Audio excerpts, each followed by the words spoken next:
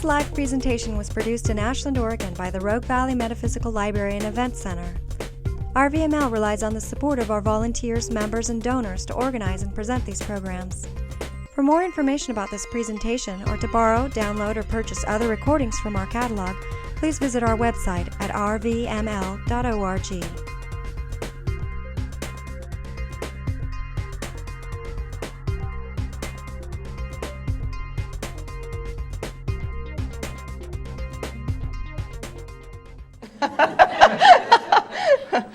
This is like coming home to family. Thank you so much for showing up. This is awesome. I'm really glad that you're here and so happy to be talking about one of my favorite topics, which is spirituality and politics, because they don't really always mix. They're kind of like oil and water, right?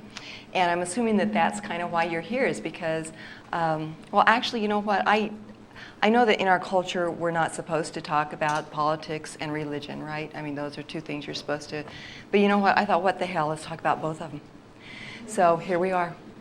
And I sort of figure you're here because you have this sense that there's a lacuna between your spiritual life and your political life, that something is amiss, that maybe you can eat organic food, or if you can't eat organic food, you may be feeling badly about that because there's all these chemicals that are polluting the water and the earth and our bodies. But if you can buy organic food, then maybe you're feeling badly because of all the chemicals that are polluting the water, our bodies, the earth, as they get transported to you. And if you're growing your own food, then maybe you're just feeling badly because you are having to drive an automobile to and from work. And if you get away from not having to drive an automobile and drive to work, maybe you're on the grid. And if you're on the grid, maybe you're angry about that. And then you watch the news, and maybe you're just flat out angry and you're screaming at the news every night because it just seems so unreal and it doesn't fit our spiritual needs. So if that's why you're here, I'm glad you're here, because we're going to talk about that.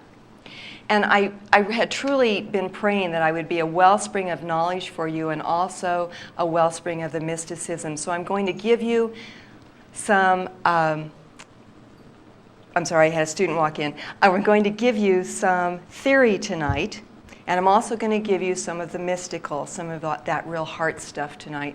Because, I don't know, do you guys know Leo Buscaglia is? Okay, he's a dear friend of mine, or was a dear friend of mine, and he was Dr. Love. That was his name, Dr. Love. Everybody knew him as Dr. Love. And I want to be Dr. Love. I want to be the second Dr. Love. So when we're done tonight, I hope that you all come and we get to embrace when this is all over with, and that'll be our mystical part too. So let's get started. Oh yes, I have to tell you this story too.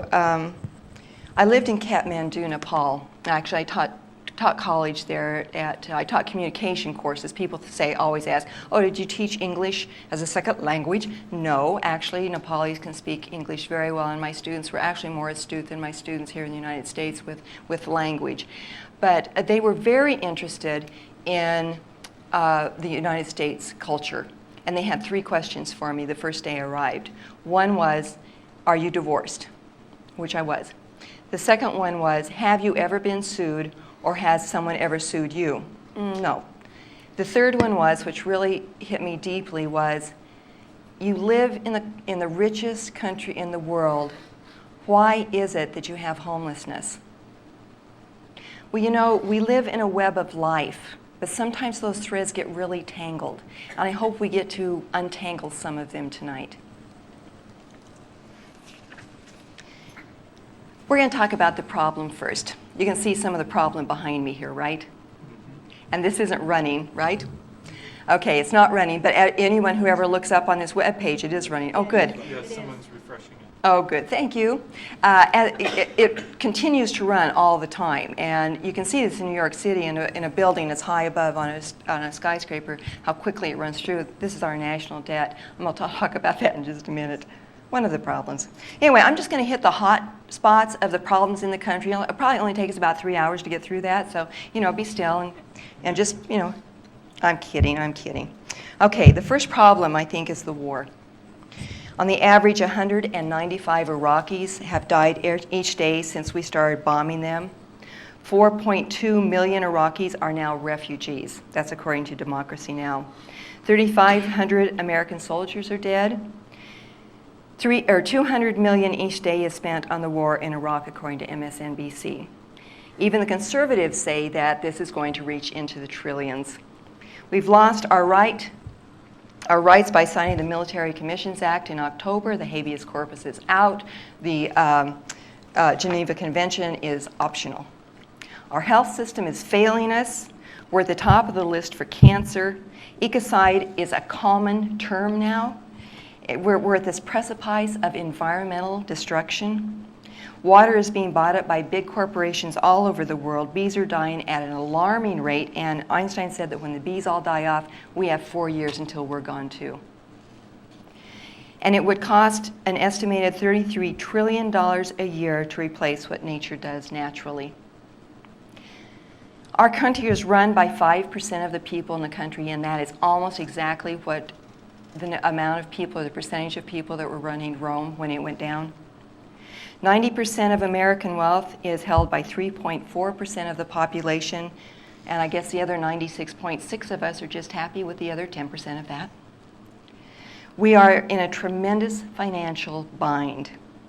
We're way over our heads in debt. And as you can see, according to the national debt clock in New York City, we are at almost $810 billion in debt and rising. Does it tell you the rest of it? Yeah, you can see it. The estimate, here's what you owe, guys. You can see there that each citizen's share of the debt is almost $30,000. What'd I say? I thought I said trillion. Thanks, though. You can always catch me up. And it's going to continue. This is a problem. We have a secret government, a black budget, Star Wars. They lie, they bribe, and that's the media. Our politicians are worse. Libby just got caught on perjury. And you know that all of his colleagues are writing letters so that he doesn't have to go to jail, saying what a nice guy he was, as if truth doesn't really matter. I guess it doesn't really matter. I kind of thought it did. I don't know.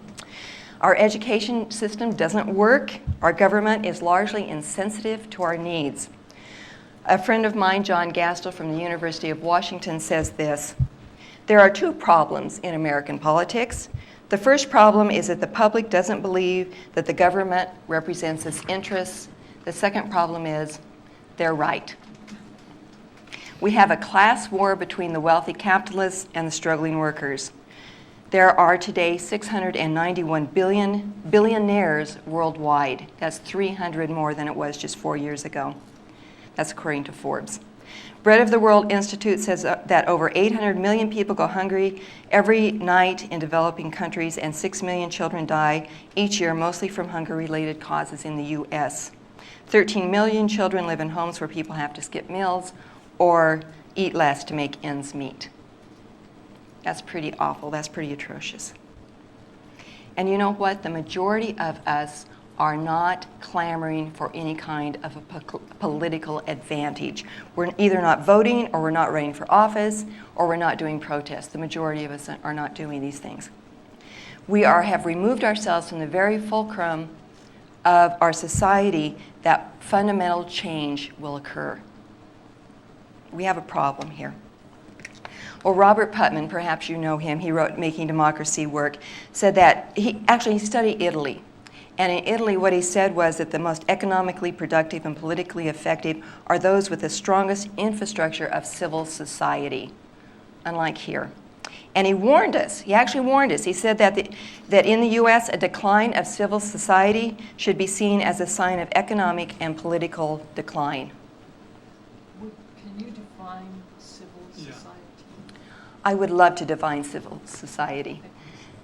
Civil society is when people are engaged in their community. So civil society could be as much as working in a library. It could be any of the organizations that you belong to, churches, hospital organizations, any of those kinds of things. The PTA in schools, or I think it's called something else now, but that is civil engagement.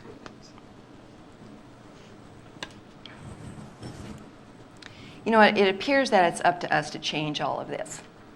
And we have to change it in the spiritual sphere to change the political sphere. Václav Havel, who wrote The Velvet Revolution, said, "It's not enough to invent new machines, new regulations, new institutions. We must develop a new understanding of the true purpose of our existence on the earth." We need this fundamental shift, but there's another problem. Spirituality likes to hide out in a cave. But according to David Tracy in Remaking Men, Young Spirituality and Social Change, he said, if spirituality is to be authentic and socially transformative, this innate tendency has to be arrested, and spirituality must be politicized and linked with the social and historical process. Let me repeat that, okay, because this is important to get. If spirituality is to be authentic and socially transformative, this innate tendency has to be arrested, and spirituality must be politicized and linked with the social and historical process. In other words, we got to come out of the cave. Okay, we have to be out of the cave. Erich Fromm also, he says, he's a theorist about love, which I'll talk about in a little bit, but the thing that he said that hits my heart is, he said that critical and radical thought will only bear fruit when it is blended with the most precious quality man is endowed with. That is the love of life. That is the love of life. So, I'm coming to this premise, as you can tell tonight, that our spiritual and our political lives are connected and they cannot be divided. Because we have to live authentically. To be spiritual and have growth in that, we have to live authentically. Our beliefs, our attitudes, our behaviors have to be congruent. There has to be some sort of match for us to be authentic. And knowing all the things that are going on in our lives, that our government is doing, doesn't make me feel like I'm living authentic oftentimes. Well, we aren't authentic oftentimes also because we've been genderized. We're either male or female. And that not our sex, but we're genderized into believing we need to do certain things certain ways. That means we're genderized. Women stay in the kitchen, men go out and mow the lawn, that kind of thing. Women do the emotional work, men do the other kind of work that brings home the bacon. That's being genderized. And we're enculturated to believe certain things. We believe, for one thing, we believe our culture is superior to others. That's misinformation that we've received and we've taken on. We believe that a lot of things in our culture actually have come through our Christianity. And I'm going to say right now that you're all cultural Christians. Even if you weren't born here, if you've lived here the majority of your life, you are a cultural Christian. Even if you're a Buddhist or a Taoist or a Muslim, you're a cultural Christian. That means that you have taken on the icons, you have taken on the stories, the myths that come through Christianity. And some of those myths aren't so good. Some of those myths have been that we should live in a way that we accentuate persecution, crucifixion, and redemption. Now, Christ did not in any way teach those things. That was not part of his teaching, and it could have been, because if you remember, Dionysus, who was several centuries prior, was one of the Roman gods, said that that's what happened to him. He went through that. But what Jesus taught us was love, compassion, mercy, and equality. And you know this, but our culture takes on the other qualities of persecution, crucifixion, and redemption. And you can see that in a lot of the movies. You can see that in children's, what are those things called? Cartoons. You can see that happening, that it is the hero that has to go through that. Maybe he's a really good guy, and then he gets persecuted by somebody that's bigger than him, and then he gets crucified almost completely, but then he comes back and he redeems himself. Is that a familiar story to you? Yeah, it's what our culture is teaching us, whether we want to believe it or not. And of course, you know what? None of us here believe that, right? It's those people out there that and thank God they're not here tonight. Basically, Christianity informs us that we're evil, and then we have to be redeemed through Christ. We have to be, I realized tonight that I'm either going to totally offend somebody or everyone's going to love me to pieces. So, one or the other. It's okay. It doesn't matter to me. Actually, it's kind of fun both ways, actually, because those people who really like me, it's like, oh, wow, okay, now I've got to, do something to keep keep that credit up. And those that don't like me, it's like, well, okay, go away.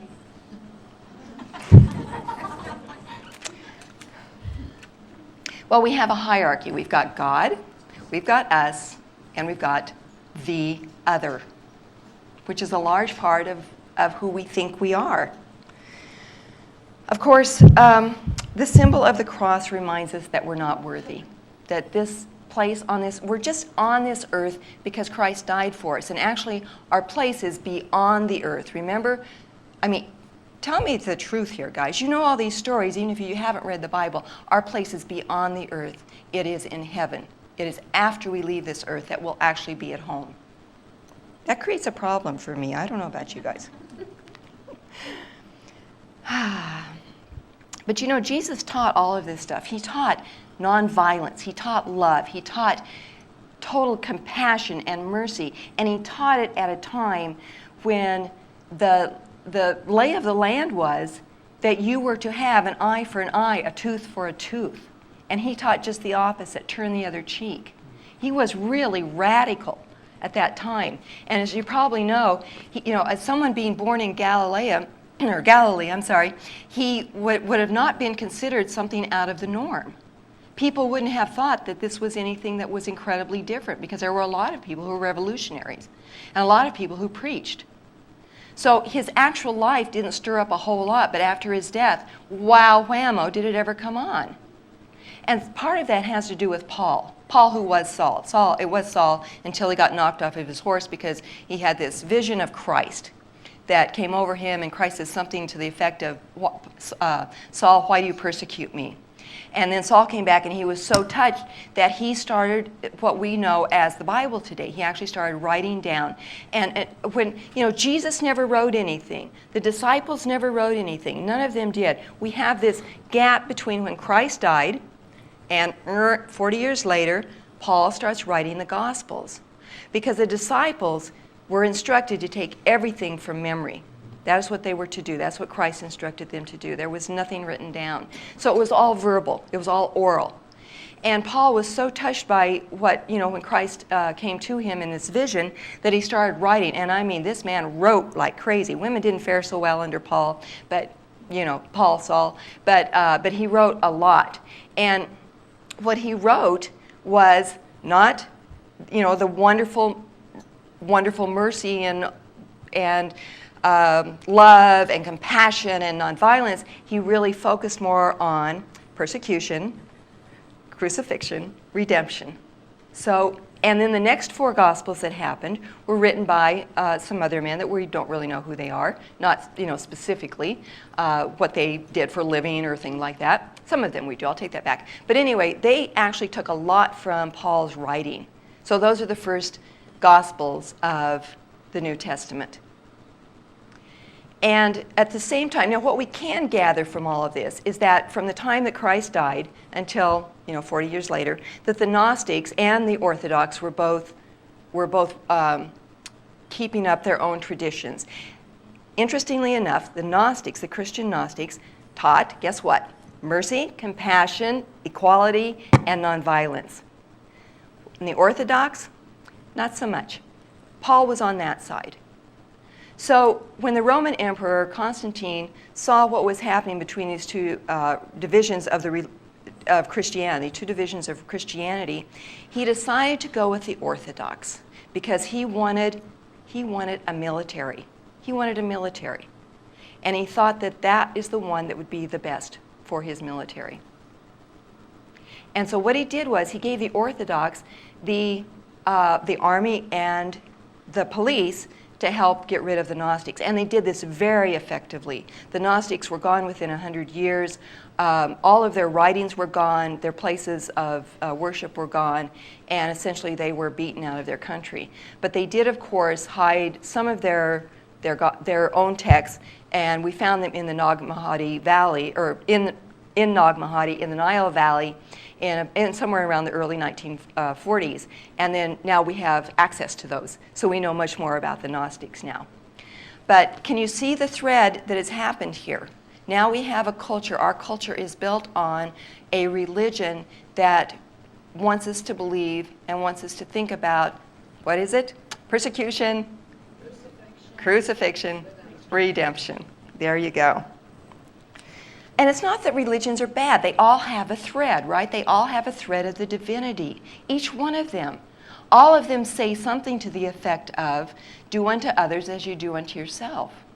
All of them spout compassion and mercy and love. All of them do. It's the dogma. It's the dogma stuff. And you know, we've also been dogmatized. This is a new word I've come up with. We've been dogmatized by the church because we believe these myths, we believe these stories that we aren't good enough, when indeed we are good enough.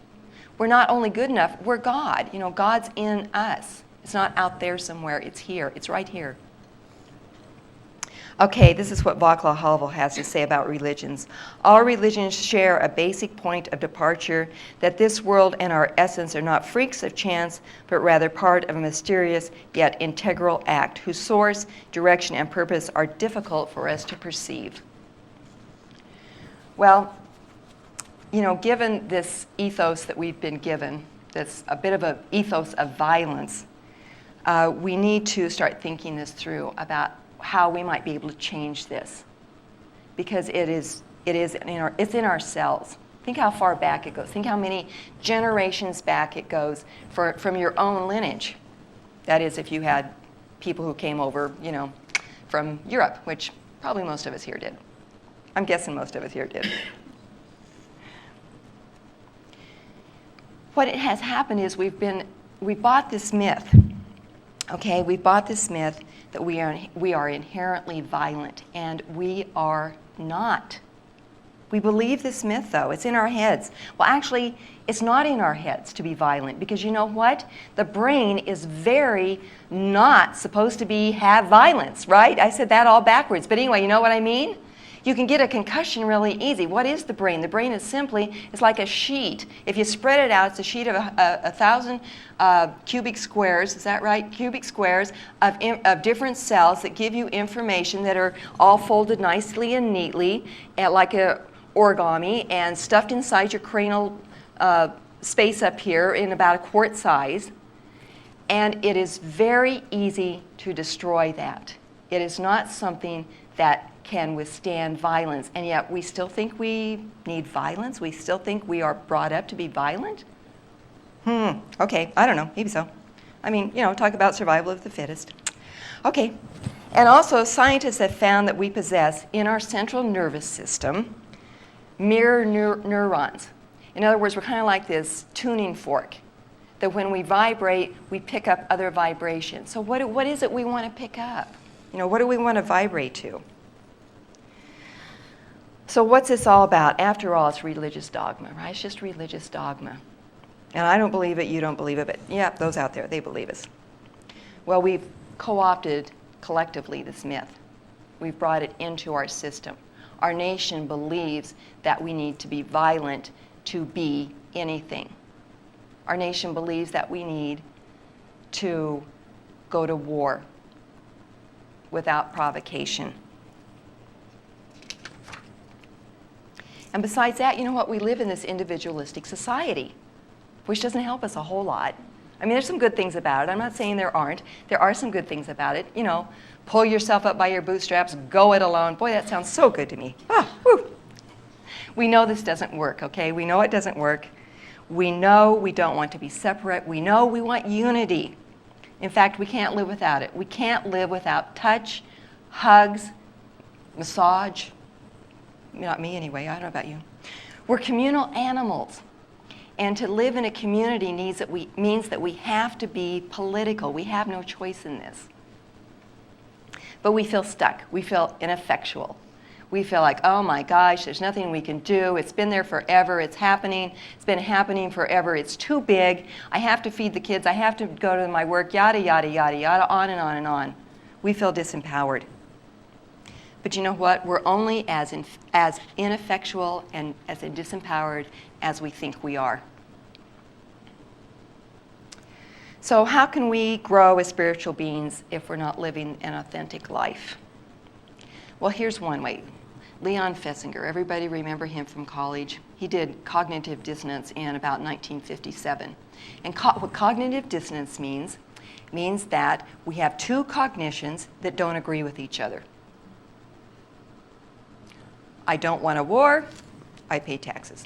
I don't want a war, but I'm not doing anything about it. I don't want a war, I don't want to see the Iraqis die, but okay, so what he says is, okay, this is it. It's like putting on an itchy sweater. You know, you put on an itchy sweater, and man, you want to get that thing off as quick as you can, right? That's what cognitive dissonance is. You want to get out of it as quickly as you can. And so we will do almost anything. We will change behavior, we will change a belief, we will change an attitude so that we are back in consonance.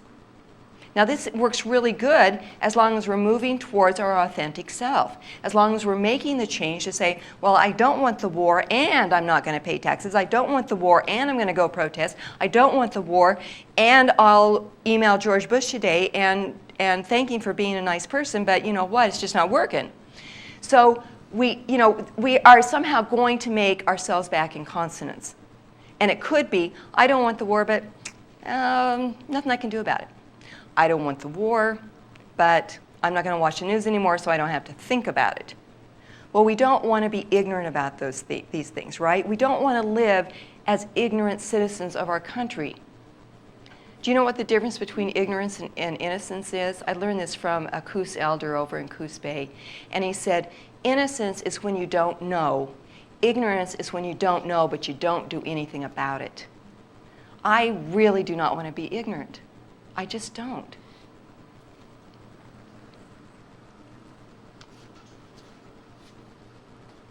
I have no idea where I'm at here. That's okay. Oh, you know what? Actually, I do know where I'm at because I had a friend at the University of Washington who was one of my colleagues, and he talked about certainty a lot. He was so freaking certain. Can I say that on camera? He was so freaking certain that he was right, that his beliefs were the right beliefs. This is where we get caught up, you see? Because certainty is a killer.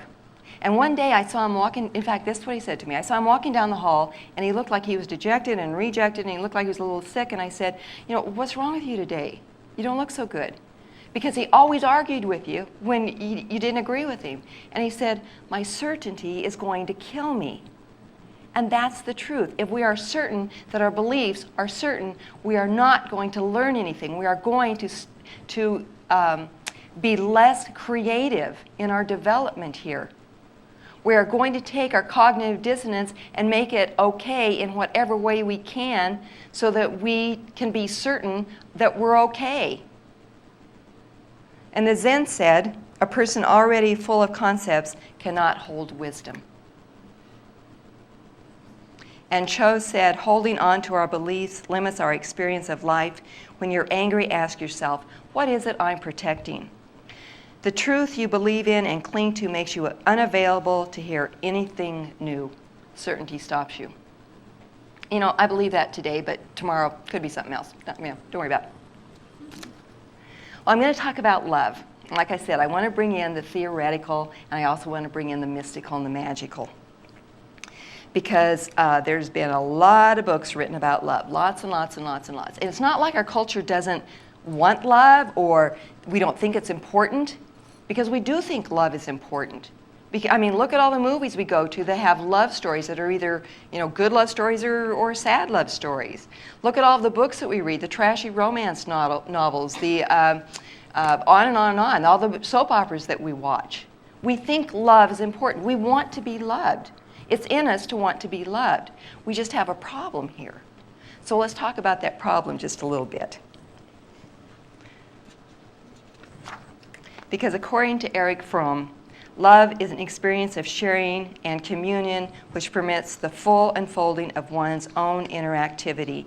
In the experience of solidarity with our fellow creatures, what matters is the quality of love, not the object of love. Most of us, you know, we think, oh, we're either lovable or we're not lovable. Some of that Christian stuff kind of flowing over into that. But we look at not so much I'm sorry, I just lost my thought. Okay, Fromm says that most people are concerned with love as being loved. Who loves me? Rather than how much love can I give? What's my quality of love that I give? Instead, it's how much am I being loved? He had in Art of Loving, which is a really good book, which, by the way, you do, I think that Jordan mentioned to you, you have a whole list of bibliography to check up on here, which is really awesome. Thank you, Jordan, by the way. He identified 4 components of love. This is nothing new. We've got care, responsibility, respect, and knowledge. And knowledge is what? It's knowledge of the other, what their needs are, what their values are, what their goals are, and what their feelings are. And then Maslow. Remember Maslow from college? Maslow's hierarchy of needs, right? Okay. Because at the bottom there, we've got our physiological needs, and at the top we have self-actualization. Well, according to Maslow, there's 2 ways of looking at love. And one is deficiency love, a love that we need to fulfill. You know, what fulfills me? What makes me good? It's filling my needs. And being love, which he calls unselfish love or self-actualization. And in his estimation, that really rarely happened. You probably remember that from college too. Not very many people in Maslow's hierarchy actually reach self-actualization, and part of that was love. I want to back up to Fromm because I need to give him a little bit of credit here. He's actually the one that popularized the idea of self-love. That was Fromm. Now, Joseph Campbell, who I completely love and wish I had met somewhere along my path. Anyway, he writes about love in Myths to Live By. And he says, life itself will provide every one of us ultimately the test of the capacity of our love. Life is going to test you. What is your capacity for love? What is your capacity for love? And he goes on to say, for love is exactly as strong as life. Love is exactly as strong as life. I'm just here to remind you that you are love. That's all. I'm just here. You already know this stuff. I'm just reminding you because you are the vibrational frequency of love. You are that vibrational frequency. That opening of our heart, that it's a physical feeling. It's a visceral feeling. You know it, right? It's not, but, you know, and some people think they can theorize about it. I tend to think you really can't, but, you know, what do I know? Okay. So some of my own dissonance reduction methods are, in addition with opening the heart, is that we can live as authentically as we can, and then we'll just pray for the rest. Okay? Live as authentically as we can, pray for the rest. Speak truth to ourselves. Speak truth to our community. Speak truth to our government. I'm going to talk about that a little bit later. Open our hearts to really get the part of Christianity that is so essential to us, that Jesus taught love, mercy, compassion, equality, non-violence. We need to really get that. This helps with getting that itchy sweater off our backs. And bottom line, don't blame. Just don't blame. But you know, because one of the reasons we shouldn't blame is because we've upheld this system. It's kind of ironic, actually. We've upheld the system that we don't actually like. And we put the blame out there. I think in psychology that's called projection, but, you know, I'm not really sure. You know, Gandhi was another person I wished I had met somewhere along, you know, it's too late, but anyway. Okay, well, he's known for his experiments in truth and also for nonviolence as a way of dealing with political conflict. But something that you may not know about him is that he was obsessed with latrines. Yes, he was. He was obsessed with latrines. He wanted to make sure that every person had a latrine that they could go and use. And so what this says is that Gandhi really understood the dignity of people. That's what he really gave us, that there is a dignity that we all need. And for him, And for the people in India at the time, it was having latrines. You know, for Gandhi, let me back up on my thought here. Dignity for him was the congruence of his beliefs and his actions. That was dignity. His belief and actions were congruent with each other. That's real dignity. Okay, I just had to say that. And you know, Gandhi called for action. He called nonviolence isn't inaction; it's action. And Jesus called for action. Turn the other cheek. You know, forgive your enemies, love your enemies. And the Bodhisattvas, I'm sorry, I said that word so backwards. Bodhisattvas say that we are to joyfully participate in the sorrows of life. That is not inactivity, that is activity. But you know what? We bought the Blue Light Kmart special, and we are still making installment payments on it.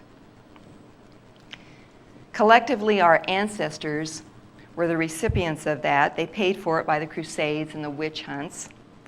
And more recently, World War I, World War II, Vietnam War, the Gulf War, the first Gulf War, and a bunch of other little wars that we started throughout the world, and of course now the Iraqi War.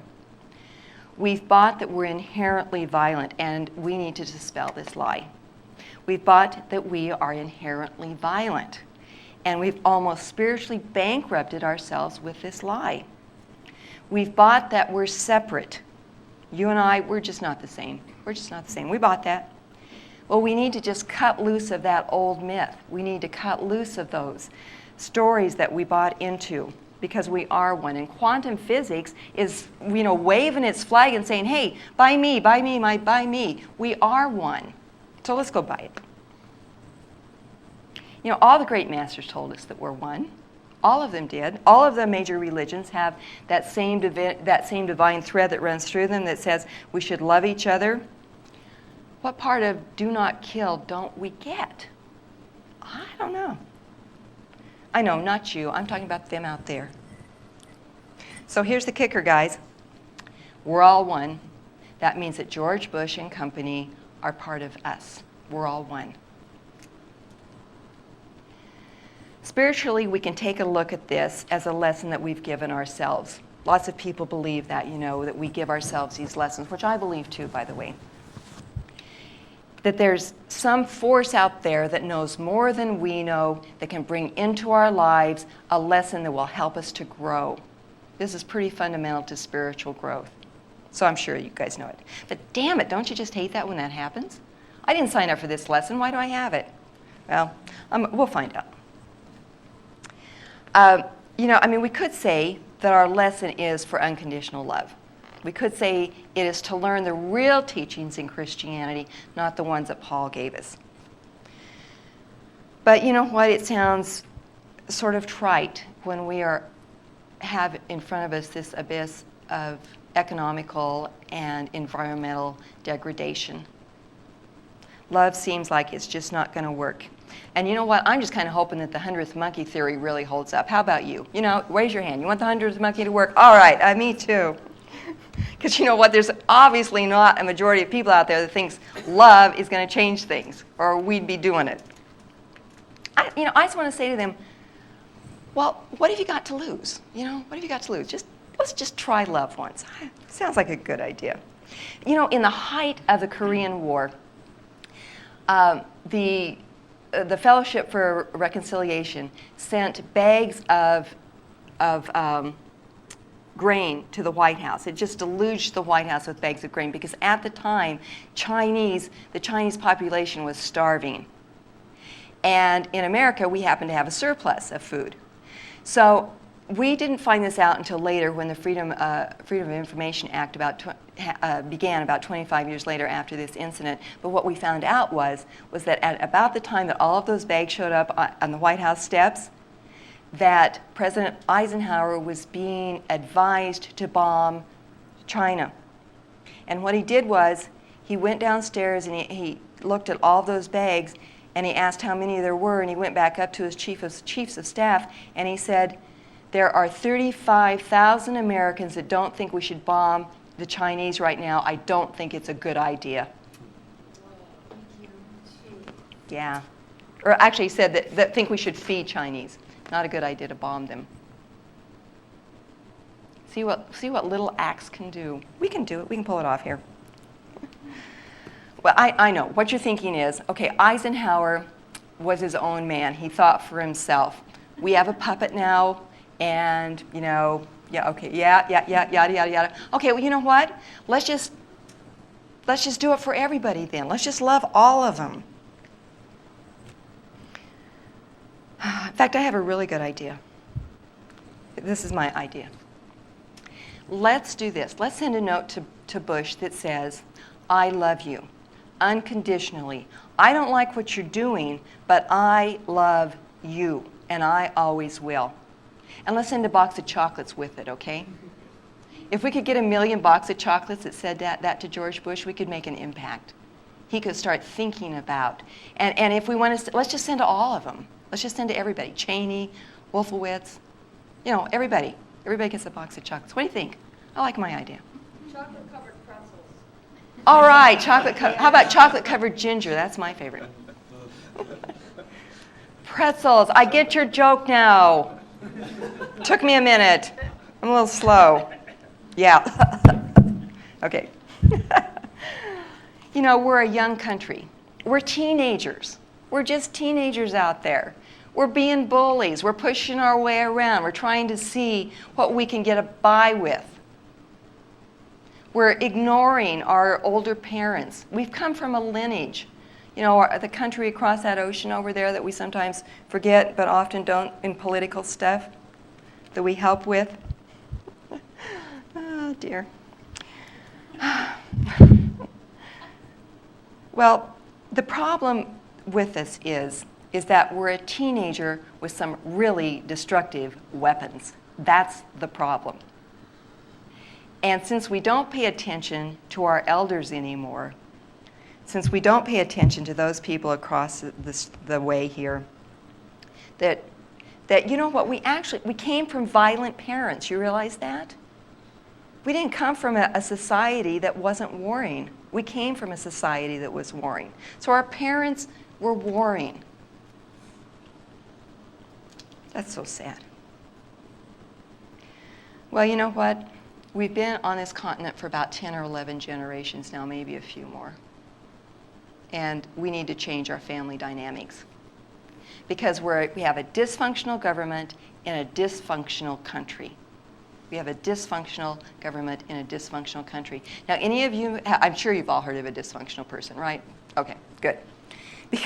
And what is one of the signs of being dysfunctional? Silence. When we're silent, when we have dysfunction in our society or in our family, we don't talk about sexual abuse, we don't talk about incest, we don't talk about beatings, we don't talk about alcoholism, because the people in the family know that if we stay silent, then the people who are the persecutors are going to be okay. And the victims don't say anything because they think they're protecting themselves and the persecutor who they love deeply. But we can't remain silent anymore. We need to speak out. We need to be our authentic selves. Because you know what? When we live in silence, we live in distortion. And when we live in distortion, nothing gets put in its proper place. That's what's happening right now. But the truth needs to come not from mental stimulation. It needs to come from deep within us. It needs to be that vital truth that resonates, that has this visceral feeling. We all know it. We all know when we get truth in our bodies. And we all know when it's not there. But it's kind of trite sometimes to say love your neighbor when your neighbor's out there beating their kids and their dogs bark all night and they don't listen to reason and you've got to go to a job and do all of this kind of stuff. That's kind of trite. And you might be thinking, well, what is she talking about? I mean, we shouldn't be as spiritual beings telling other people how to live their lives or how to change and be somebody else, because that's not spiritual at all. But I'm not suggesting that. I'm not suggesting that you try to change somebody else. That's not the goal here. The goal is to be there as a witness, to understand, to be compassionate, to be loving, to have mercy. You know, all those things I've just talked about. Well, for Dogen, who was a 13th century Japanese Zen master, total exertion is absolutely crucial. But it can never be for the sake of anything, because that's for the sake of ego. And that would entail a goal to be attained for somewhere in the future, and the future is not out there. The future is right here, right now. So we need to move from our spirituality, or we need to move, that's what I want to say, we need to move and have action from our spirituality, not from our ego. But like I said, our ego hangs out in a cave. Or spirituality, hangs out in a cave.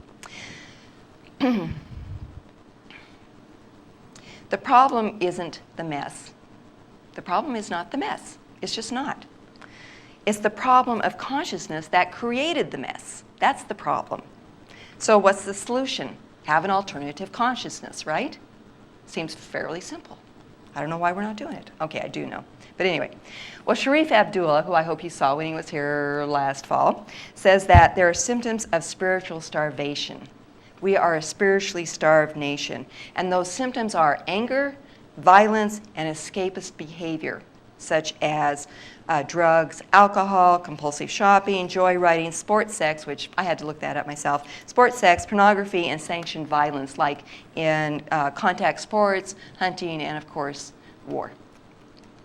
But he also has a spiritual rehydration packet.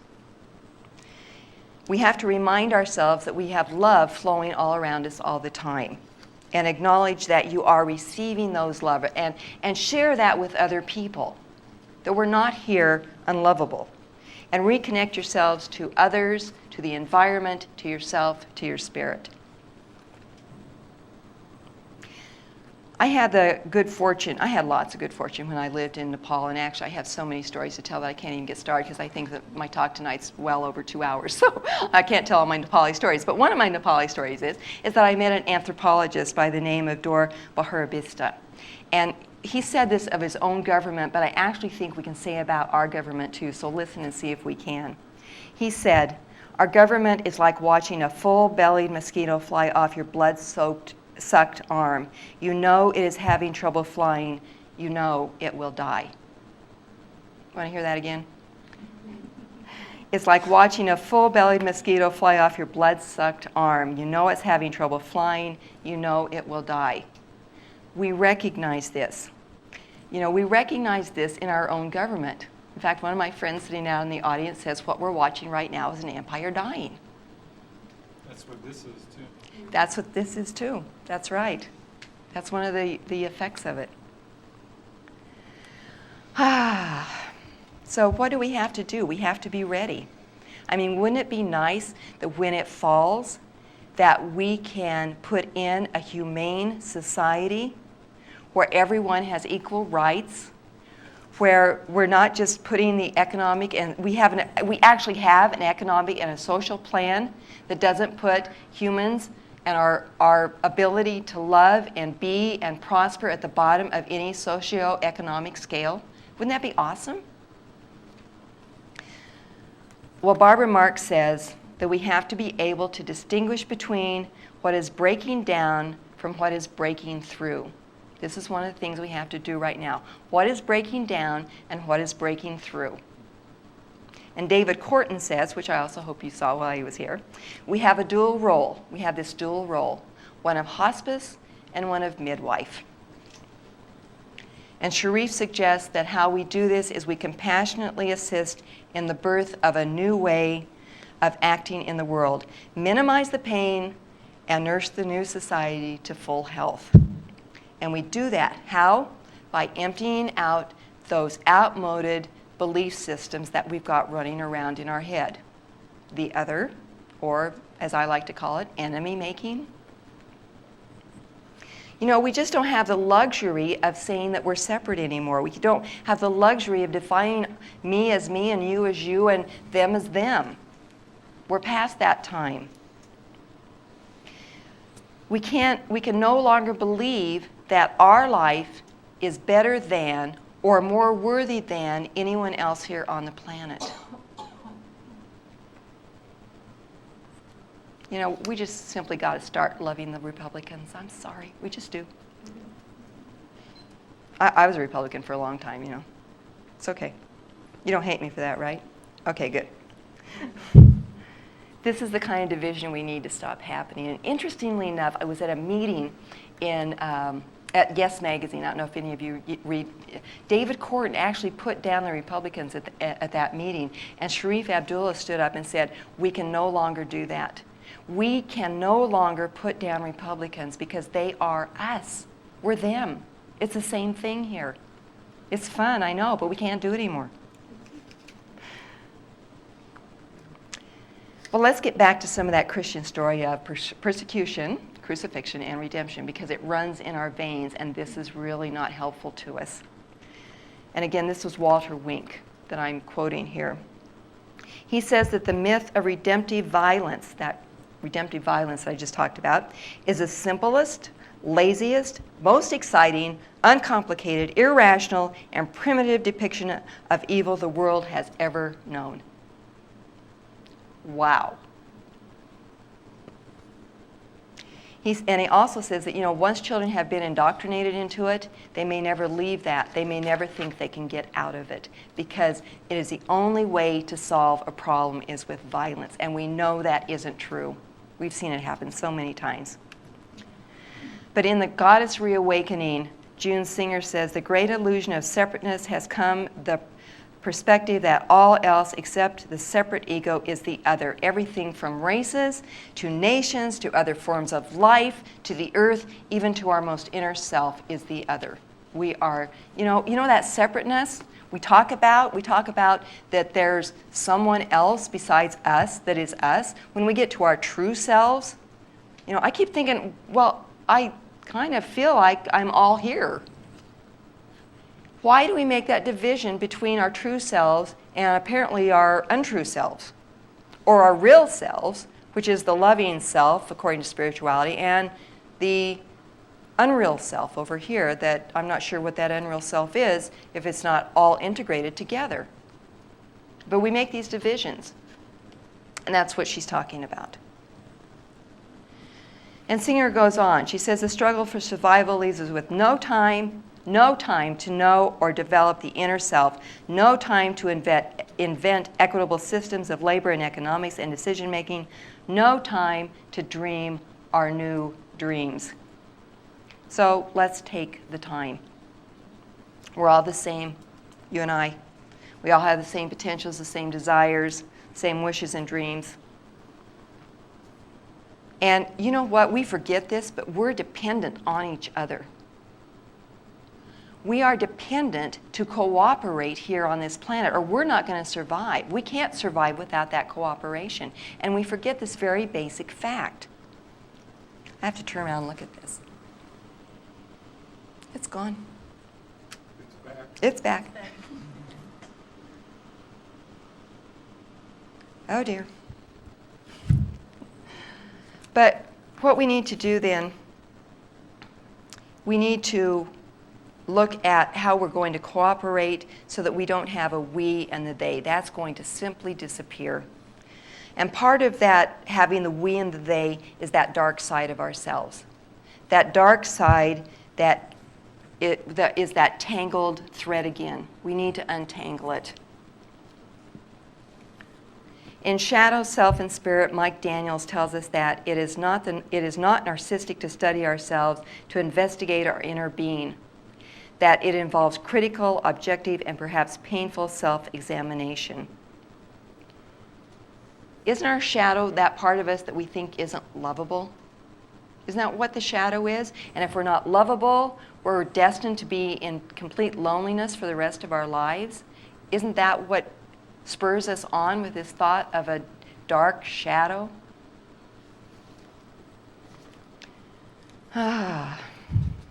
Well, you know what? You can come to know your true potential through this self-knowledge. I didn't write this, but it's worth saying. So I just have to tell you it's an author unknown because I don't know who wrote it. Powers slumbering in the psychic know the positive sides of the shadows, gain insight into your own actions by accessing the unconscious. Wow, our shadow has a positive side. Light bulb. But you know what? Our government has a shadow too. And that part of our government that has the shadow, to me, is just exhausting and crazy making. I really want us to root it out, but it's going to come from here. And you know what? Don't you think our society puts too much on materialistic development? Don't you think it'd be nice to balance out the spiritual development with the materialistic development in our society? You know, the average person has a way big. The average person has a $9,000 unsecured debt. That means their credit card has $9,000 on it. That means that this Saturday at a garage sale, they could sell $9,000 worth of crap they have for $110. Go figure. That's a joke. You can laugh. Not only are we materialistic, but we're the most entertained and the least informed. And E.O. Wilson says, we are drowning in information while we're starving for wisdom. We're drowning in information while we're starving for wisdom. But you know what? Whatever you make in your life to be the most important, like in our lives, in the United States lives, those people out there, not us, but what we make the most important in our life happens to be those materialistic pacifiers, the things that we think are going to make us happy, that we go out and we buy, and we bring it home and we're happy for a while with it, and then we got to go out and buy something else and come home and be happy with it for a while. But it doesn't sustain us. And as long as we continue along that thread, we're just going down this hole of $9,000 apparently on most people's credit cards. But no blame, no blame. Our new unshadowed self says no blame. And The Hero Within, which was written by Carol Pearson, she talks about the hero's journey. How many of you have read about the hero's journey? Yeah, it's awesome.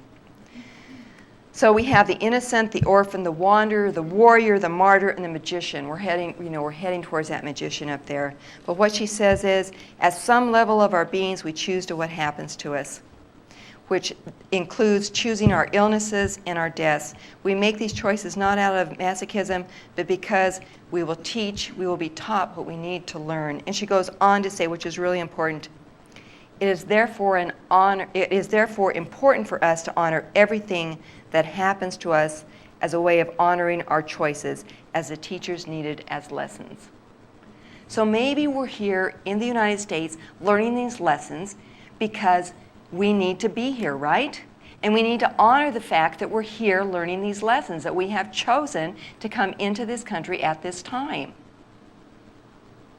Wow, awesome. Bring it on. Okay.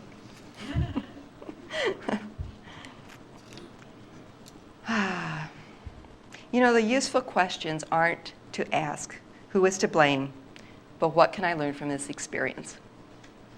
The questions aren't, who am I to blame, but what can I learn from this experience? What wisdom can I take away?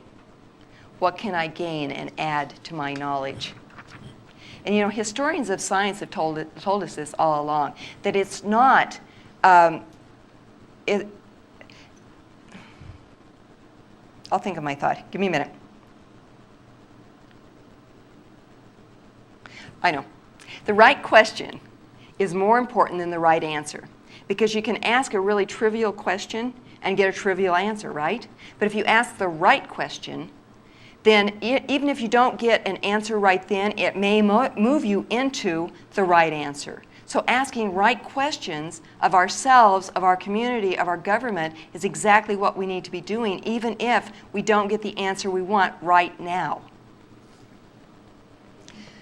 I have to talk about power tonight because we feel disempowered. So I have to help you with this in our travels here tonight. Power and power relations are woven through all of society.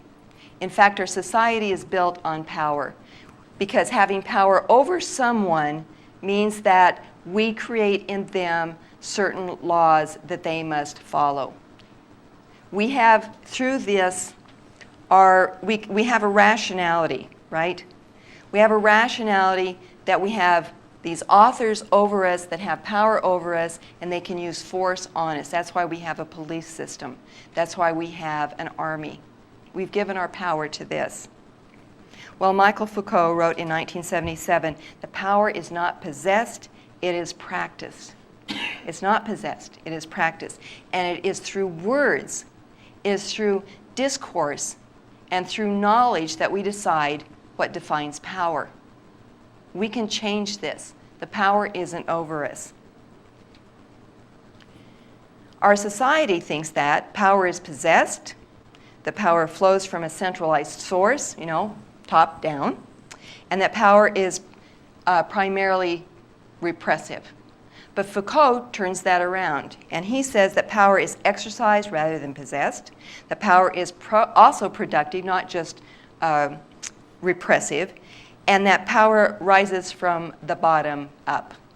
Let's not ever forget the person whose name totally escapes me right now, to never underestimate the power of a single human being's actions. Who said that?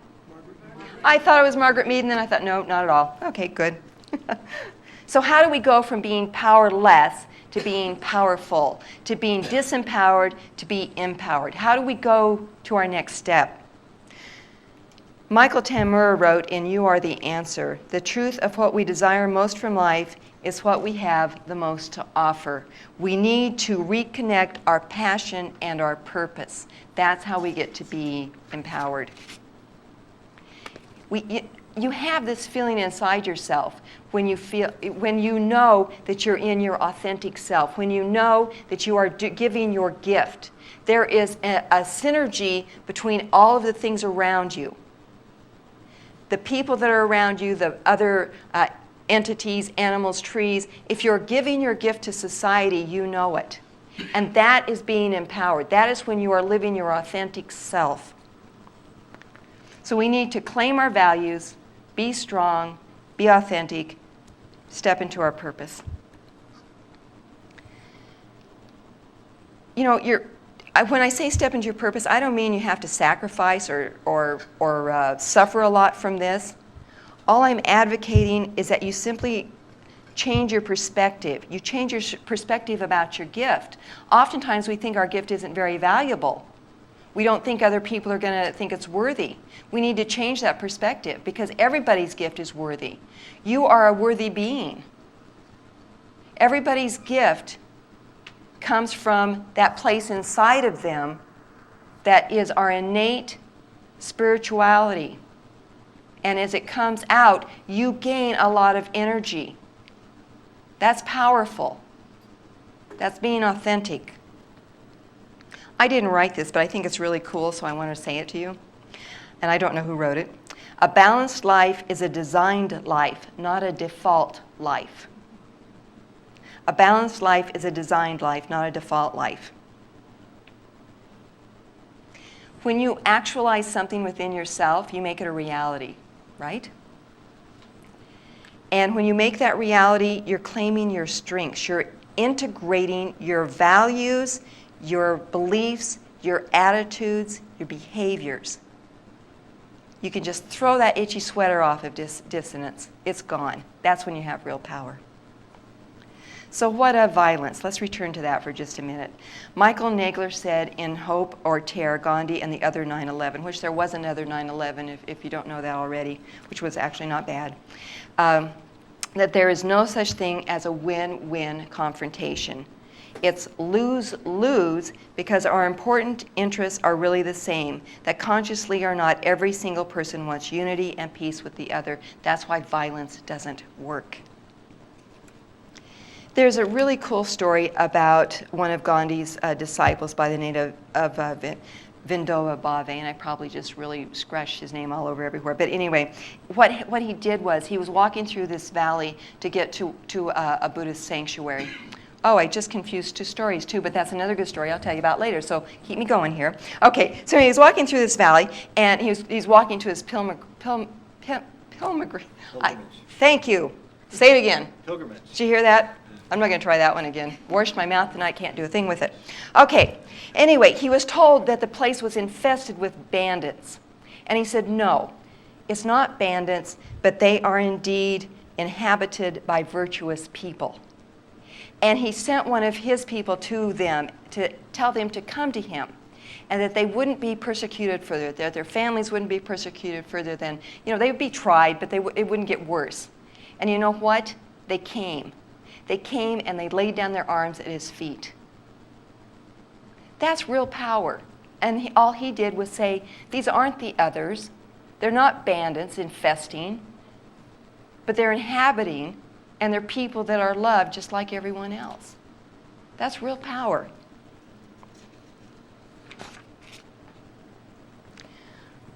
I just love Gandhi. I just love him. And one of the things he said was that he says, men say I'm a saint losing myself in politics. The fact is, I'm a politician trying my hardest to be a saint. Yeah. Well, if we follow the teachings of Jesus and the other divine thread that we have a politics of spirituality, right? We have a politics that is meaningful to you and I. And that is really powerful stuff. Because you know what Michael Lerner says in Politics of Meaning, that will help a lot of people come forward. If they think, if they have a thought at all, if they can imagine themselves as working on a politics of meaning, a politics that is spiritually based, that will free a lot of people up to be working in politics, to really not be in the cave any longer.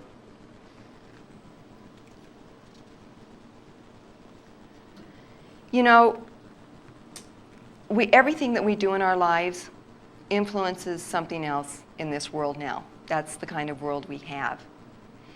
But we haven't really built a world community yet. But according to David Stingel-Rost, the community comes about when a group of people have the same hero, when they have the same hero. But isn't that awesome? But I'll tell you what, for Stingel-Rost, a hero means a person who is daring, a person who is daring. People who have dared to live the values that we need to cultivate. They are daring also in the sense that they dare us to be who we really are, to become the people we can be, trying to put into practice our own values. And what do daring people do? But they break through the crust of conventionality. They go through, they jump over. That's what radical means. If you're a radical, well, radical means at the roots. Let me back up at this. Radical means from the roots. Thanks for that nonverbal behavior right there. You just looked at me, what? Okay, so radical means from the roots. But a rebel means that they keep hitting against the wall. That's what a rebel does. What a revolutionary does is they jump over the wall to the next being. They jump over the wall to where they get where they want to be. That's what we need to be. We need to be revolutionary. Isn't that exciting? I think that's so exciting. You know what? I've had some really sacred experiences in my life because I have met the people that David talks about. I have met people who are authentic in themselves. I have met people who are the heroes, who have purity of heart to will one thing, as Kierkegaard suggested we all do. And that, for me, instills in me that we're not in trouble. We're not in trouble at all. Our country's going to be okay because we have these people all across. I've worked in politics all across the country, so I've met thousands and thousands of people. We're going to be okay. These heroes are out there.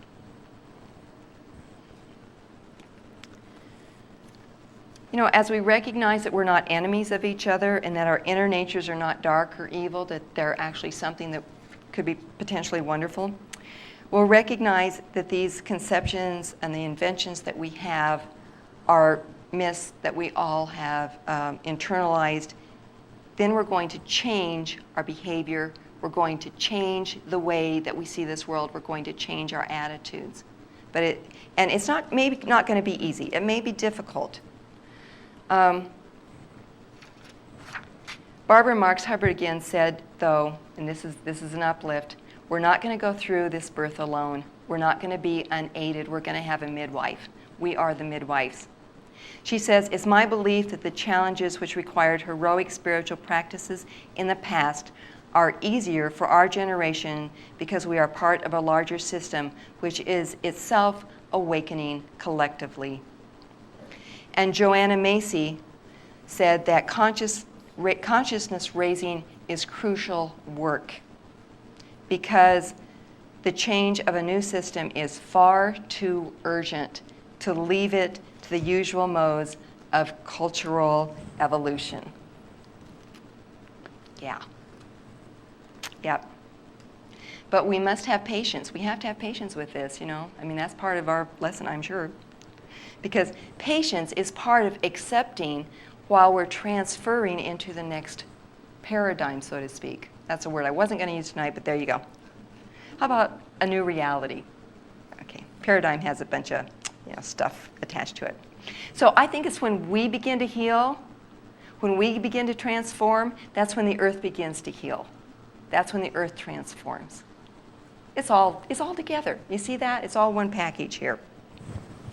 If we act humanly ourselves, we awaken the humanity in others.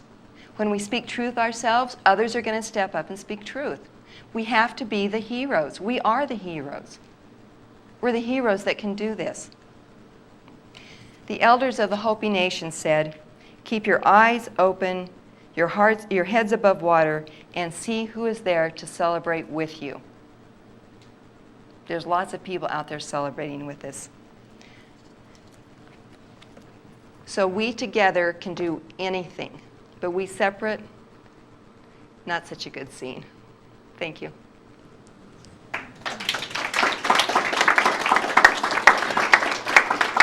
have absolutely no idea what time it is.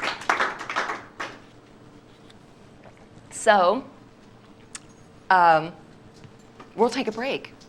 And then we're going to come back, and you can ask me questions, and we'll talk more about how to move us into this new hero that we are. Okay, so let's get the dialogue rolling here. So I had a few questions from people as they were working, so I'm going to call on those people. And what's your name? Will. Will. Okay, Will has the microphone over here, and to get your voice, on the tape, we need you to talk into the microphone. That's really essential. So, would you like? I'm sorry, I know your name, but I forgot it. Ken, would you like to start with your question or observation, actually? Because it was a really good one. And then we can talk about this. Well, you'd started off by with a question you got, which was that why, if the U.S. is such a rich country, is there homelessness? And what popped into my head was the finding of a friend of mine who had researched this quite a bit and ended up by saying homelessness is not an economic problem. It's a political problem. Yeah. And it's created by politics. Mm-hmm. And that shifts the discussion into another sphere. Right. Yeah, exactly. And that is actually what I went into talking to with my students in Nepal, was that our politics is not such that we house everybody. I mean, if we look to other places like Ethiopia, remember, some of you will remember, some of you won't, but Ethiopia had a horrible problem with people not getting food. This was not a problem of there not being enough food. There was enough food. It was a problem with politics, and the politicians simply weren't doing the distribution of food over into where the people who were starving to death lived. And so absolutely, politics plays so much in who lives where. Look to Cuba. We can look to Cuba. There are no homeless people in Cuba.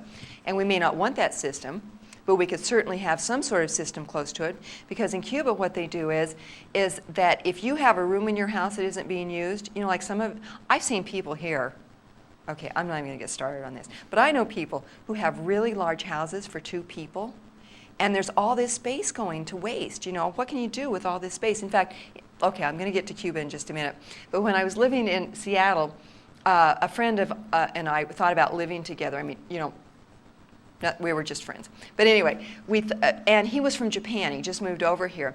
And so we started looking around for places to live in. And we finally found what I thought we could live in. It had this huge living room with a fireplace and a small kitchen. We both had our own bedrooms and own bathrooms and everything. And he walks into that huge living room and he said, "What would we do with all this room?" And I realized that culturally we weren't connecting here because I'm used to, let's get the big room. And he was like, "Well, what do we need this for?" But back to Cuba. So if you have a room in your house that isn't being utilized, the government says this homeless person or this person over here who doesn't have a home gets to live in your room. Boy, that seems so equitable to me. It wouldn't be what? Oh, what?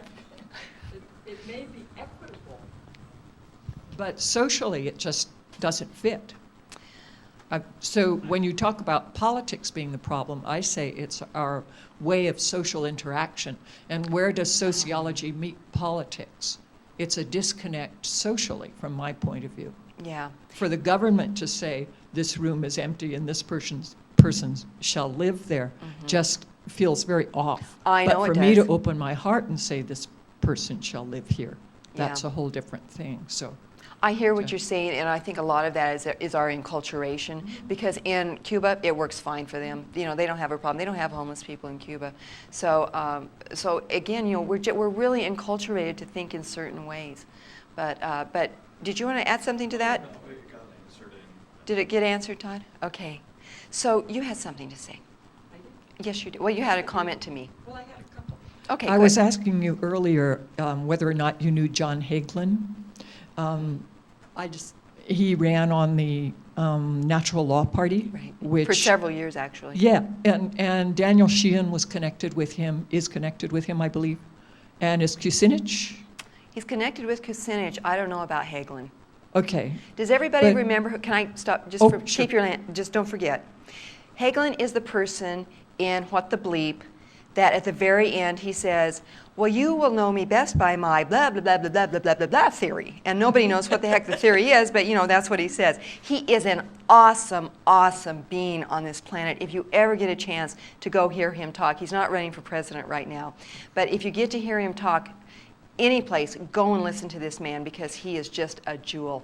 Yeah. there are some wonderful videos of Hagelin from the Prophets Convention. Awesome. The best one, I think, is the 2004, where you can really see the frequency of that person, which brings me to my point about not just TM, but the process of meditation and what it does for the synchronization of the hemispheres of the brain and for the brain and the heart. Yeah. And in terms of our evolution into beings that can raise our frequency to a point that we can address what appear to be problems from a place where they can be handled. They cannot be handled at the level of the problem. Yeah. Hagelin states that well, but so did Einstein. The other thing I think... Oh, can you hold that? Yeah. Because I have like 4,000 thoughts going on in my head right now. I have a few too. Okay, and I should have written them down. Okay, let's see. So one of them was, I actually took this speech and shrunk it down from about 100 pages. And in the larger one, meditation was all over it. But I thought about not adding meditation to this because I was talking more about Christianity and prayer and things like that. But absolutely, meditation will take us to another plane. And that is, TM, by the way, is Transcendental Meditation, which is Maharishi Mahesh Yogi, who now lives in Switzerland, I do believe, but he came from India. And in Fairfield, Iowa, they have a center there. And if you ever get to go to Fairfield, Iowa, go visit their center and the dome. The dome is just awesome. And that's where they have the flying yogis and things, so that people, and not even yogis, actually I have a friend who is a practitioner there, and he can actually do this too. He's sitting in lotus position and can fly across the room. So anyway, go check that out.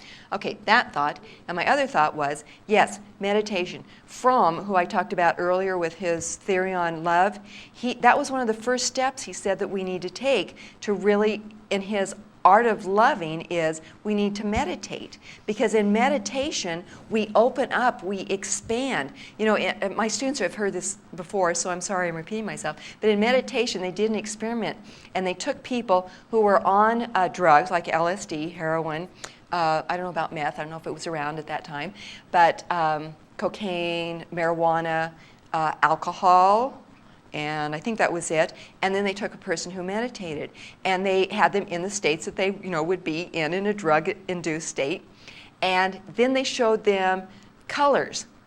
And the people who could see the most colors were the meditators, not the people that were doing the psychedelics or not the people who were, on drugs, but the people who were meditating. So that just tells us, and also TM has done just this plethora of studies that show that meditation works. And there's lots of books on that. I think my favorite one is called, I can't remember, but if you Google the other God we have. What? Meditation for Dummies. No, that's not it. The Maharishi Effect, that's the name of it. The Maharishi Effect has all of these different studies that have been done. I think it's written by Aaron.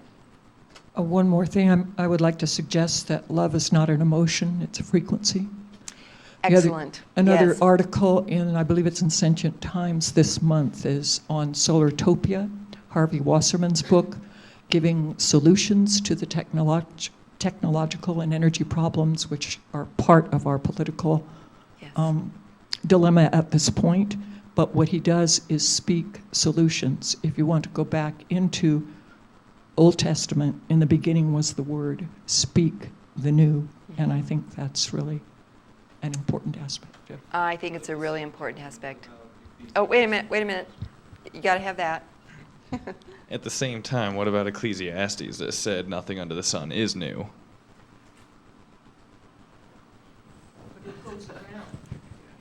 Well, but then you can't ever speak of the new if... Keep going. Well, I was just What saying are you you can't ever thinking, speak Todd? of the new if... Well, I just There's think nothing there's new plenty under of the sun? paradoxes and... Huh? There's nothing new under the sun? Yeah. It's all been... If you've thought it once, it's been thought before. If it's been said once, it's been said before. You've seen it 10,000 times over. So how can you speak new? That's what always amazes me about when I give a presentation, because I'm not telling you anything new. It's like, okay, these people are coming. I'm not telling you anything new. You already know this stuff.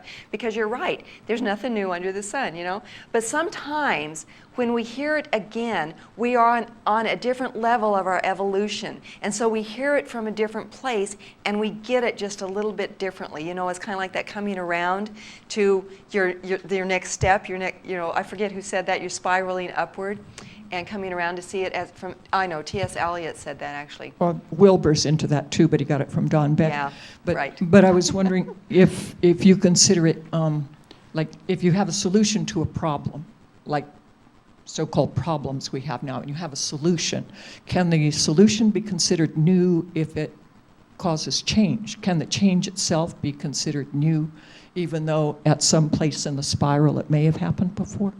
That's how I'm using new anyway. So, yeah. Yeah. So, okay, anybody else have a question while you're thinking about another question? Another woman came up to me and she said she just had a thought. 100 monkeys, 100 heroes. 101 monkeys, 101 heroes. So let's, think that. Keep it in our consciousness that we have 101 heroes out there. 144,000 bodhisattvas. There we go. Yes. Right. Yes. Yes. On horseback. On horseback. Any other questions? I'd like to hear from you what your experience is with melding together your spiritual and political lives. What have you experienced? I know some of you have worked in politics. Well, all of you are political beings. I already told you that. I think a really effective tactic or technique is to actually run for office but not expect to win, because you can speak your truth. Dennis Kucinich. Exactly. Yeah. So my question to you is, how can we make a difference here in Ashland locally on the political scene and bring spirituality to that? Well, I think it's kind of following the same things that I laid out tonight. It's like speaking the truth to, like if you have a political issue that is resonating with you right now, is to speak the truth to your city council people, your mayor, get to know these people, because we are so lucky to live in a small town. In a big town, you can't walk into the mayor's office. Well, you can't walk into the mayor's office here unless you make an appointment, because he only has office hours like professors do. But interesting. But that's that's partly because he's not paid very much. I think he's paid $500 a year, right? So if we want to pay him more, then we'll have him in the office more. But I think some of your question is that maybe you're feeling disempowered, that there's nothing that you can do here on the local level, and I don't think that's true. I think that we can really affect on the local level. You know, all of these people you can go and talk to on a daily basis almost. You can call them up, you know, I mean, they're in the phone book. So call them up and say, you know, I have this problem, and I want to talk to you about it, and I want us to do it in this atmosphere that's full of love and that's full of a higher vibratory rate. Trust me, our council will get that. Half of them, anyways. Okay, half of them. Yeah, they'll get it. They'll get it. Yeah. You know, local politics is always really interesting because they are your neighbors. You know, the people who are making judgments about your life are your neighbors. And so here, you just can't make an enemy. I came from a really small town in Wyoming. I mean, really small, you know, like 100 people. And everybody knew everybody's business, you know, but we all read in the newspaper who got caught at it, one of those kind of communities. And there, you know, the mayor was probably somebody you were related to even. So there was, you know, there's all of this, but how fortunate we are to have those kinds of really small communities where we can kind of work out these things that we need to be working out on the larger community. You know, in the global things, I don't know, I think 100,000 boxes of chocolate to Bush would really make an impact. I'm still rooting for that one, guys. We're going to do it.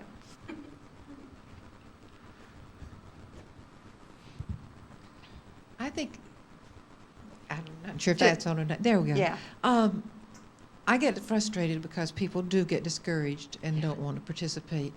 And we have the power, as Dean said during the last election, because, or in the last presidential election, this system, the way it's evolved at present, in my point of view, is tremendously corrupted by campaign contributions. But if each of us would participate to $10 or $5, we can outspend all of those big interest. And what they want more than anything else are the votes, all right?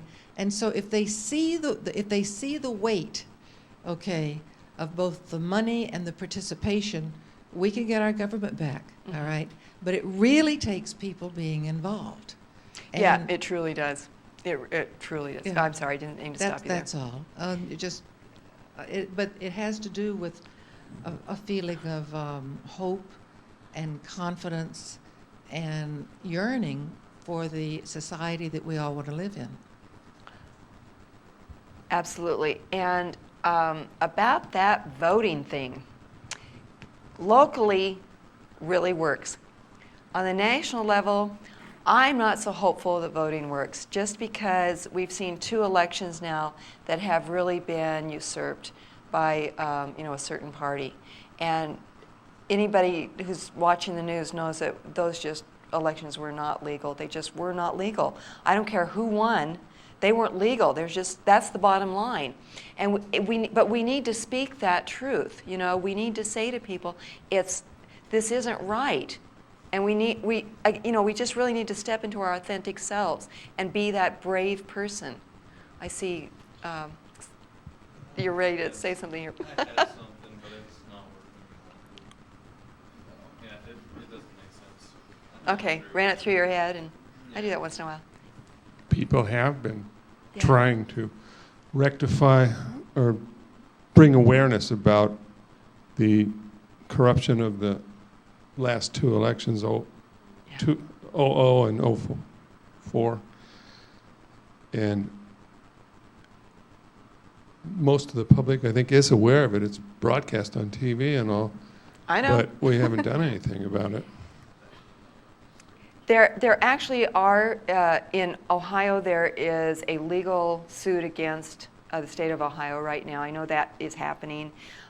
In Florida, I think that's just a wash at this point. There are people working on these things, but you know, like you say, they are in the news. But unless you really dig, you don't find out this stuff. You know, this isn't like you're going to just learn that there's this Ohio lawsuit. And so what is your rectification, though? What is it that you would like to see? You know, what inside you wants to feel consonance with this. Well, I agree with where you're coming from, I think, but I don't believe in peace as much as you do. Mankind has been dismal from the start, and war has been prevalent throughout history, and power has always prevailed over reason. And so I'm pretty disgusted with humankind, and what I would like to see is Bush be impeached, and Bush and company be impeached, and our elections or our power be turned back to democracy and the people. Yeah, you know, I totally understand where you're coming from with that. And some of that, though, too, is, again, that we've really been, had it beaten into us since Christianity came into being, and probably even before that, because we do know of societies that weren't violent. They were matriarchal in the way they functioned and performed. And I also have theory on that, why we went from matriarchal to patriarchal, but that's probably another night.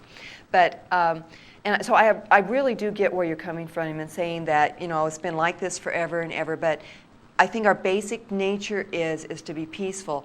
And what was the second thing you said? Oh, I know, I got it. Even if we impeach Bush and company, we still have the same system. And as long as we still have the same system, we're going to have the same crap. Because as long as we're willing to, you know, take it, it's going to keep getting dished out to us. The Democrats aren't that much better than the Republicans. Clinton was terrible president. Terrible, terrible, terrible. But you know, it just was, we got kind of wrapped around all that Monica Lewinsky blue dress stain kind of stuff instead of what was really going on. That was because of the Republicans, though, and Clinton. Yes, that was a way to get rid of him. A diplomat and a person who can deal with people, and I believe looks at others around the world as equals. And his work since he's been president has been very helpful. Not quite so, but we could get into that. But he's done some really. Say what? The red numbers behind were different. They weren't red. They weren't red. Okay. I'm totally lost. I have no clue what you're talking about. It's referring to the Changing. deficit. Yeah, it's changing. Oops. Oh, really? Somebody paid something off? Oh, I don't know. I don't have a clue. I think that like, what's your name back there with the blue shirt on? Carol, that we really can't get into a place of where we just feel so depressed about this, because then we're truly lost, and we've lost everything. We really have to be activists, and we haven't tried that yet. Let's remember this, guys. We haven't really tried everybody being an activist. We haven't really tried, like everybody, like you say, sending in $1 or $2 or $3 or $4 so that we can defeat you know, the other side. But again, we can't think in defeatist attitudes. We really need to think about changing the whole system. And I truly think the empire is going down. I think that mosquito is going to die, you know? On the election, I think that was Yeah. a big thing. Right, and that is, you're right, that is going through, and Kucinich is driving some of that. And Kucinich is driving getting Bush impeached too, you know, so, or, say it again? You know, it was Cheney. Thank you. Cheney is the one. No, that was for reals. Yeah. Did you have a question here first? I just wanted to say that for me personally, to have a positive vision is extremely important. And that's where I value people like Barbara Marx Hubbard Yes. and Hazel Henderson and Wasserman's book, and to fill my head with positive alternatives so I can move in a direction Right. is very helpful. Yeah, like I said in my speech, we you know, I shouldn't say we must, that's always some sort of value system, but anyway, we really should, that's another value system, we'll use that one too. We really should have something in place, because if we don't have something in place, when that empire goes, and it's happening, guys, it's happening as we're talking here, if we don't have something in place, we're going to get something that we don't want.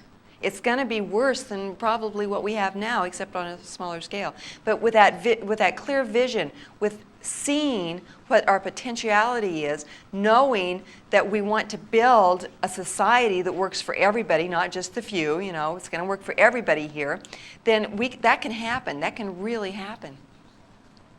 I never get excited about national politics. For me, it's the same puppet master, different puppet.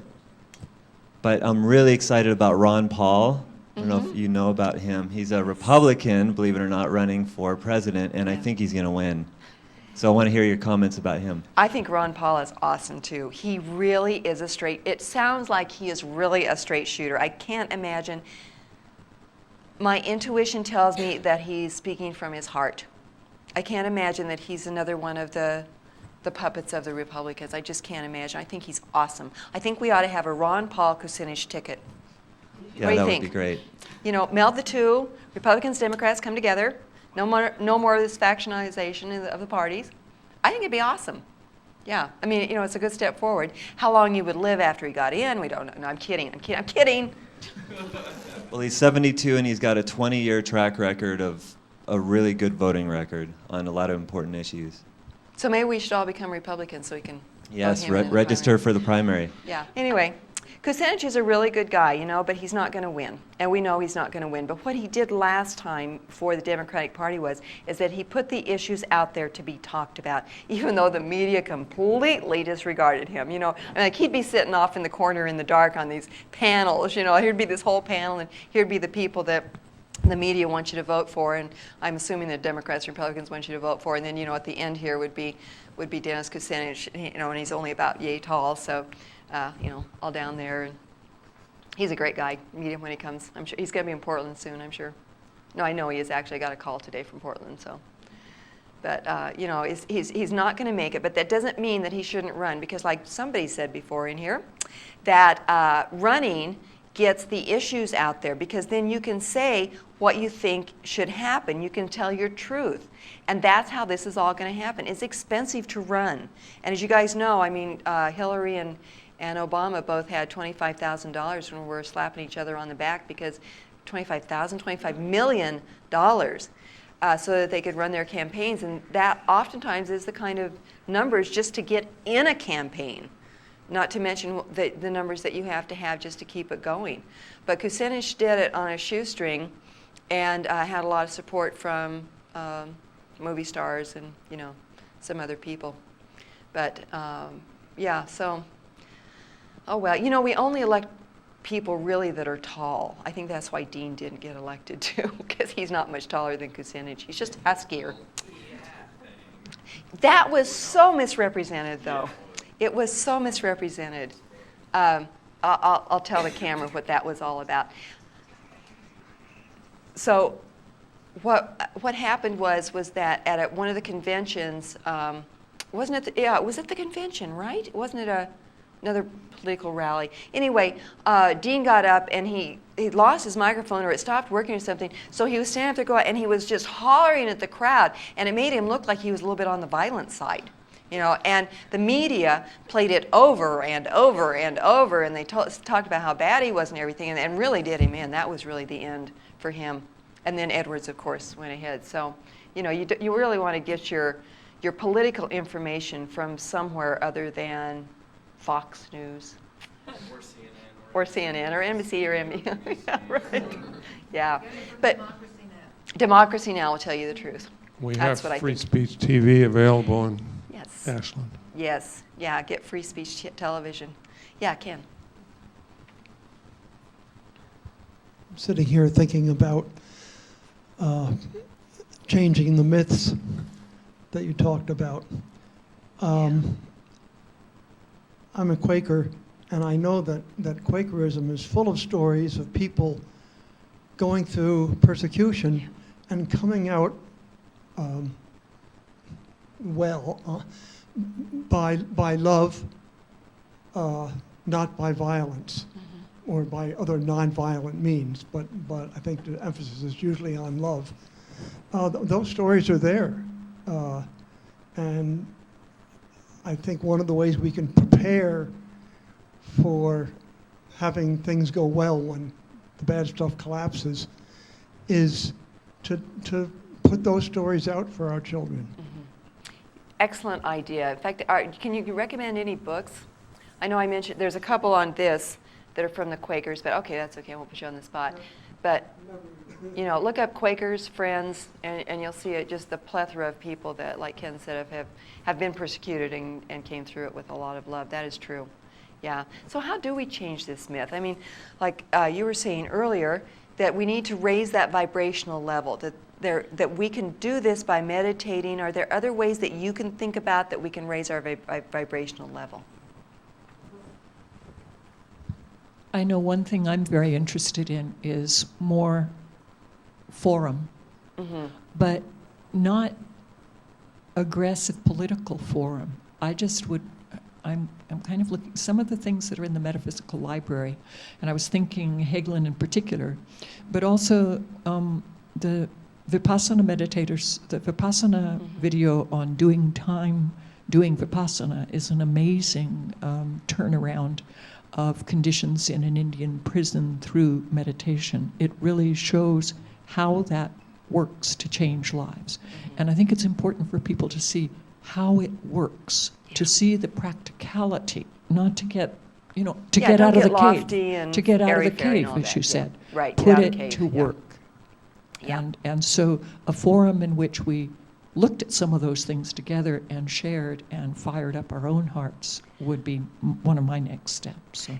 You always bring lots of wonderful things into my head, and so I need to say two things. Let's hope I can remember. Vipassana means not subtlety of sensation, but freedom from reaction. Let me say that again. Not subtlety of sensation, but freedom from reaction.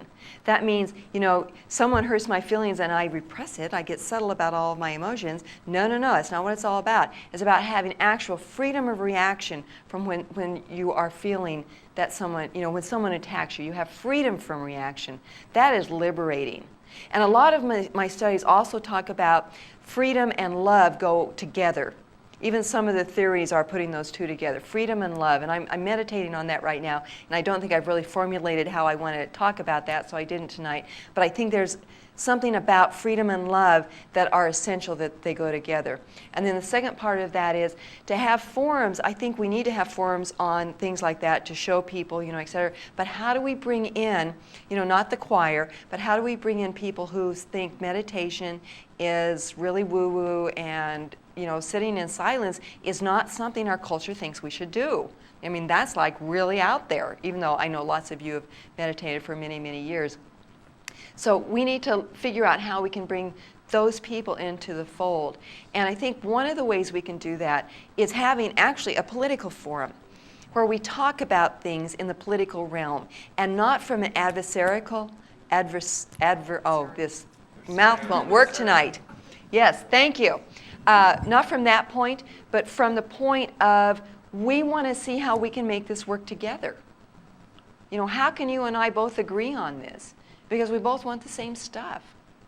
You had another comment? Just to let everybody know, in Russia right now, there's 150 eco-villages with 100 families or more, and a lot of people are moving out of the cities, and a lot of the politicians are adopting this new philosophy presented in the Anastasia books, which have just come out. They've just been released into English, but there's a lot of hope. And in these books, it describes our ancient culture that we all came from. And in this culture, there are no laws. There's not even war, no thought of it, no laws. So we really did come up from a peaceful culture, I believe. And just recently, we've been a fear-based warring culture. Yeah, recently in the whole scheme of but that's not our true history. And, yeah. And I think we owe it to ourselves. We deserve to know that we come from peace. I think we are such peaceful people. I hear on the news about the war, which I just cry every night because I know that some mother over there is just preparing their children to die the next day, and that just makes my heart just so sad. But where was I going with that? Okay, it'll come back. I created you. Get back here. Okay. Did you really? Did you really? Maybe I didn't. I was like, Akashic record, bringing it in. Okay. I wanted to so say open something up the channel. about learning. I think we're learning how to remember, and that's why nothing's new. We're just remembering ancient knowledge. I agree with that. except my memory's not working right now. But anyway, okay, so, I don't know, go ahead, talk amongst yourselves. You know, the other thing about this is, as I think about this, is that, am I done? Close, okay. Before I got ripped off the stage, you know, I wanted to know, is that we need to keep our humor. Because once we lose our humor, that creative part of us is just going to be gone. So in all of this, you got to admit, this is pretty funny stuff. You know, this is really pretty funny. So laugh and what's your next question? What you were saying about a form that would bring people Oh, wait a minute, just a minute. We got. What you were One saying more about question. a place, a time to come together and not be adversarial, but look at together the things that we all mutually want. And about 1.5 years ago, I can't remember the man's name now, but he's here local, and he really believed in that. And he organized with a small group of people and sent out invitations to groups, to environmental groups, do you remember this? To the League of Women Voters, to student groups, to so forth, to get people to come together, all right? And so people showed up in Medford at the library, and there were probably 250 people in the room. And they had it organized where you went from table to discuss different issues at different tables, put your thoughts together, and then sort of somebody took notes and later reported to the larger group, so forth. Nobody came from the right. They were invited, they were called, the whole thing was explained. They didn't trust enough that people would truly come together and not be adversarial in order to be able to sit down together to discuss the issues that we all confront. So it's a problem. It's a hard thing to pull off. You're right. You know, I agree with what you're saying, and my heart really goes out to people who have that stuck in their heart. And can I just tell one last story? Okay, thanks. I was struggling for a long time about having love for George Bush Jr. because I see the difficulties that he's caused in our country. And one night I had this dream, and in this dream, I was his caretaker. And he came out of this room, and he stumbled and fell, and I rushed over to him, and I said, you know, oh, and it was obvious that he hurt his lower back. No doubt about it in the dream. And I rushed over and he said, oh my gosh, where are you hurt? And he said, oh, I think it's up here. And in that instant, in my dream, I realized how disconnected he was from his real self, again, real self, and his other self. And in that instant, I became so compassionate. I really have true love for the man in my heart right now. You know, if I met him, I could give him a hug that would be very meaningful. And I think that we just need to get to that place with lots of people who are stuck in not understanding, you know, that they're disconnected from their real selves. I have trouble with that real self stuff, but, you know, I told you about that earlier. But have that compassion, and even though it's extended once and ignored, have the compassion to do it again and again and again. Anyway, I feel like I'm way over time. Thank you so much for coming tonight. Thank you. RVML Resource Center is a volunteer-operated federal 501c3 tax-exempt nonprofit organization. RVML is dedicated to providing easy access to a comprehensive collection of information on a variety of metaphysical, spiritual, and personal development subjects. RVML accepts and appreciates all donations. Material and monetary contributions are fully tax-deductible. This recording is not copyrighted, and permission is granted to broadcast, exhibit, or duplicate all or part of this program for non-commercial educational purposes. This live presentation was organized and presented by the Rogue Valley Metaphysical Library and Event Center. For more information, please visit rvml.org.